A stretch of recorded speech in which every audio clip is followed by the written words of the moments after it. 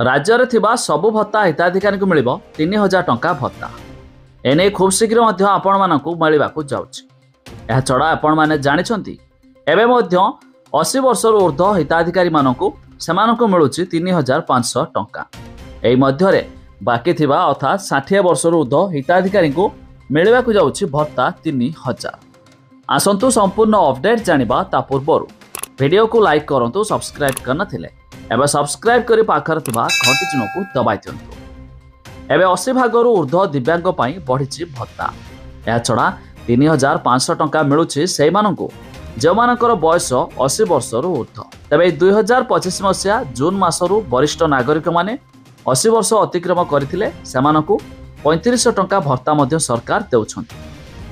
तेबे सरकार को समाज प्रति दायित्वबोध और समस्तक पई समान सम्मान और सुरक्षा निश्चित करिबारे अंगीकार को प्रतिफलित करिसेंती।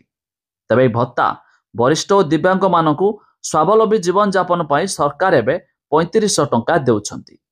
हेले राज्यर अनेक हिताधिकारी अछंती जो माने 60 वर्षर ऊर्ध्व, विधवा भत्ता, जातीय गुड़ाक भत्ता मध्य रहिछि। खूब शीघ्र मध्य एमानकर 3000 टंका मिलियो बोली सूचना रहिछि। एनै मध्य खूब शीघ्र सरकार विधिवत भावे घोषणा करिवे। आ आपण माने पाई पारिबे मध्य 3000 टंका भत्ता।